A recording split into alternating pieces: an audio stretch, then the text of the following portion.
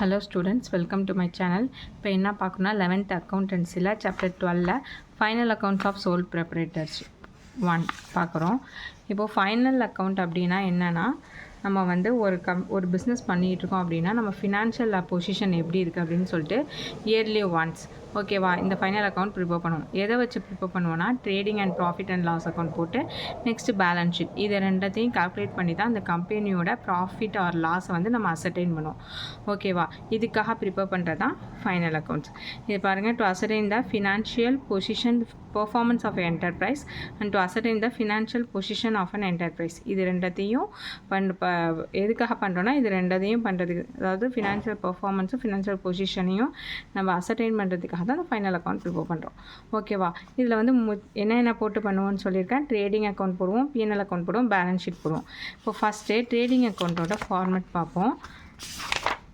Trading அக்கௌண்ட்டுக்கு எப்படி format அப்படின்னு கொடுத்துருக்காங்கன்னா, trading account for the year எண்டுன்னு போட்டு பர்டிகுலர்ஸ் டெபிட் சைடு எதெல்லாம் போடணும், கிரெடிட் சைடு எதெல்லாம் போடணும் அப்படின்னு பார்க்குறோம். First one opening stock. Opening stock அந்த கம்பெனியில் பிஸ்னஸில் எவ்வளோ ஸ்டாக் இருக்குது அப்படிங்கிறது தான் opening stock.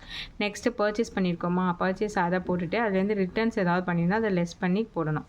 Next direct expenses என்னென்ன இருக்குது, carriage or freight inwards. Okay இப்போ குடவுனுக்கு குட்ஸை பர்ச்சேஸ் பண்ணிவிட்டு நம்ம கொண்டு போகிறோம், அதெல்லாம் கேரேஜ் ஆர் ஃப்ரைட் இன்வெர்ட்ஸில் வரும்.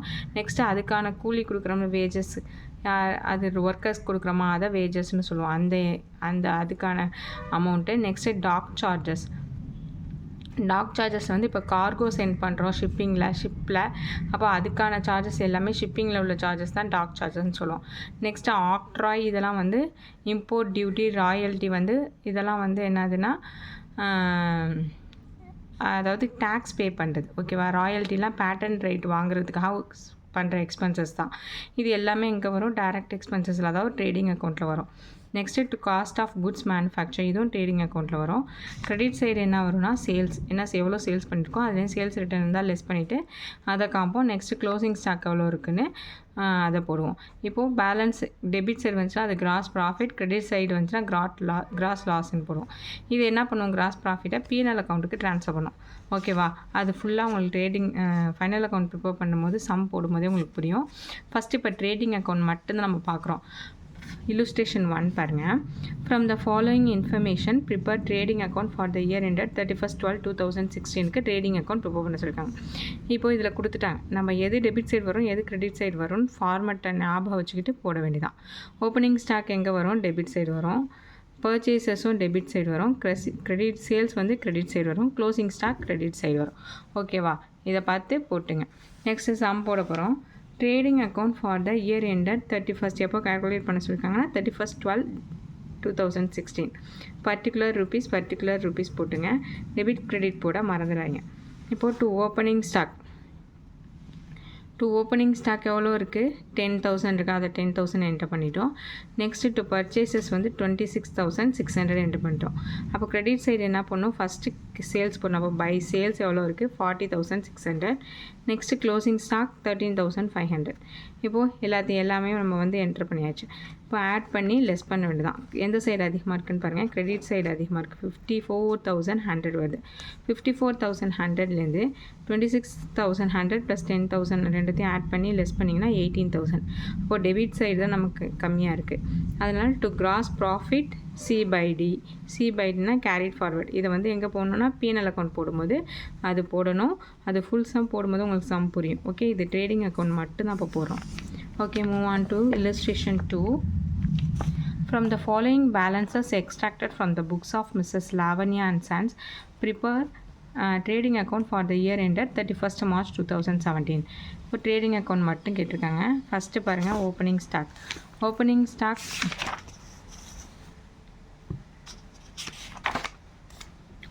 ஸ்டாக் எந்த சைடு வரும், டெபிட் சைடு. நெக்ஸ்ட்டு பர்ச்சேசஸும் டெபிட் சைடு. சேல்ஸ் எங்கே வரும், கிரெடிட் சைடு. பர்ச்சேஸ் ரிட்டர்ன் வந்து பர்ச்சேஸஸோட ரிட்டர்ன்ஸ் வந்து லெஸ் பண்ணணும், அதுவும் டெபிட் சைடு தான் வரும். சேல்ஸ் ரிட்டர்ன் வந்து கிரெடிட் சைடு. கேரேஜ் இன்வர்ட் இதெல்லாம் direct expenses debit side. Wages debit side. Fuel and power debit side. Closing stock credit side. இப்போ இதை வச்சு நம்ம சம்மை வந்து அப்போ போடுவோம். In the books of Mrs. Lavanya and Sons, trading account for the year ended 31st March 2017.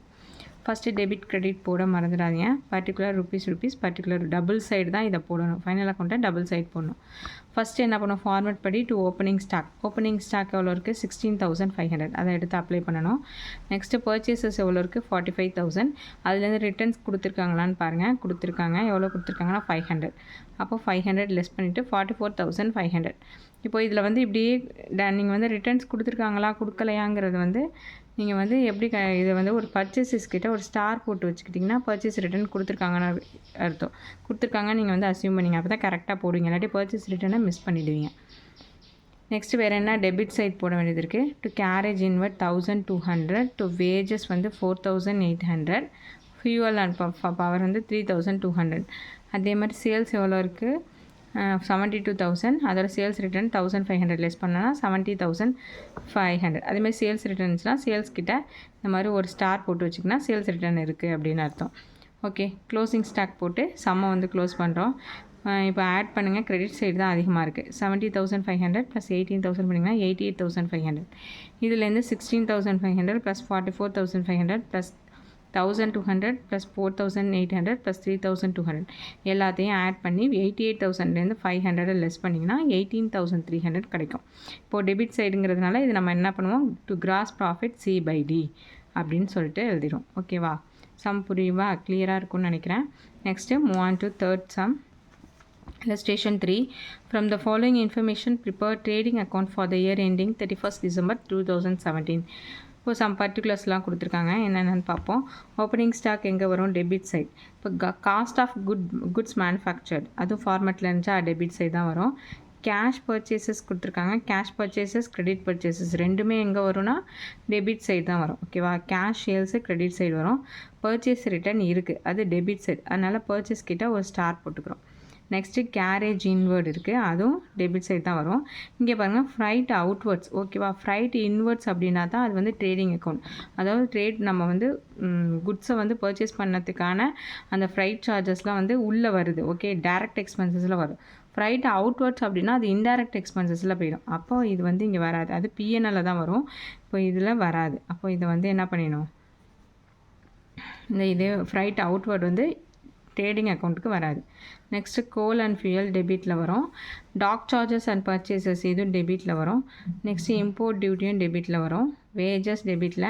Sales return இருக்குது, அப்போ sales கிட்ட நம்ம ஒரு ஸ்டார் போட்டுக்குவோம். சேல்ஸ் ரிட்டர்ன் இருக்குது, அப்போ அது கிரெடிட்டில் வரும். இப்போது கிரெடிட் பர்ச்சேசஸ்ன்னு இருக்குது. பர்ச்சேசஸ் எல்லாமே டெபிட் சைடு தான், சேல்ஸ் எல்லாம் கிரெடிட் சைடு. அதர் டைரக்ட் எக்ஸ்பென்சஸ்ன்னு கொடுத்துருக்காங்க, இது டெபிட் சைடு. இதை வச்சு நம்ம டேரெக்டாக சம்மில் அப்ளை பண்ண வேண்டியதான். சொல்யூஷன் பாருங்கள். Trading account for the year ended 31st December 2017. First எடுத்தோன்னே என்ன பண்ணுவோம், டு ஓப்பனிங் ஸ்டாக் தான் ஃபஸ்ட்டு போடணும். To opening stock 50,000.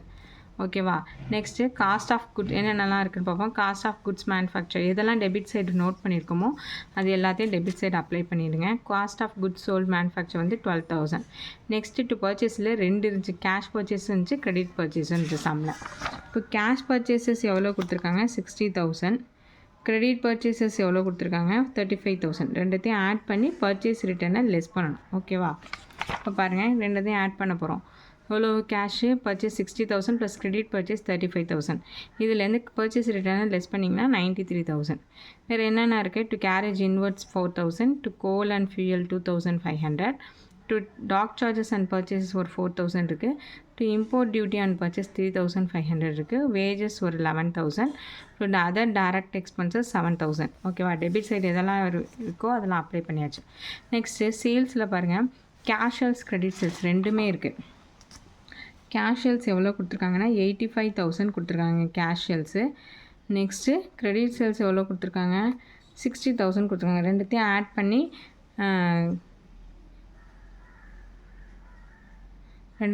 பண்ணிவிட்டு கிரெடிட் சேல்ஸ் ரிட்டர்னை வந்து நம்ம லெஸ் பண்ண போகிறோம். அப்போது கேஷ் சேல்ஸ் எவ்வளோ 85,000, கிரெடிட் சேல்ஸ் வந்து 60,000. ரெண்டுத்தையும் ஆட் பண்ணோம்னா 1,45,000. இதில் சேல்ஸ் ரிட்டர்ன் லெஸ் பண்ணோம்னா 1,42,000. ஓகேவா, இப்போது எந்த சைடு அதிகமாக இருக்குன்னு பாருங்கள், டெபிட் சைடு தான் அதிகமாக இருக்குது, 1,87,000. இந்த 1,87,000ல் 1,42,000 லெஸ் பண்ணிங்கன்னா 45,000. இது எங்கே வந்திருக்கு நமக்கு, இது வந்து கிரெடிட் சைடு வந்திருக்கு. அதனால் என்ன சொல்லுவோம், கிராஸ் லாஸ் C/D. அப்போ gross loss carried for down out இது எங்கே போகும்னா பிஎன்எல் அக்கௌண்ட்டுக்கு போகும். அது பிஎன்எல் அக்கௌண்ட் போடும்போது உங்களுக்கு சம் புரியும். ஓகேவா? இது வெறும் ட்ரேடிங் அக்கௌண்ட் மட்டும்தான் கேட்டிருக்காங்க, அதை மட்டும்தான் போடுறோம். ஓகே, சம் புரியும்னு நினைக்கிறேன். புரியலன்னா கமெண்ட் செக்ஷனில் கமெண்ட் பண்ணுங்கள். தேங்க்ஸ் ஃபார் வாட்சிங்.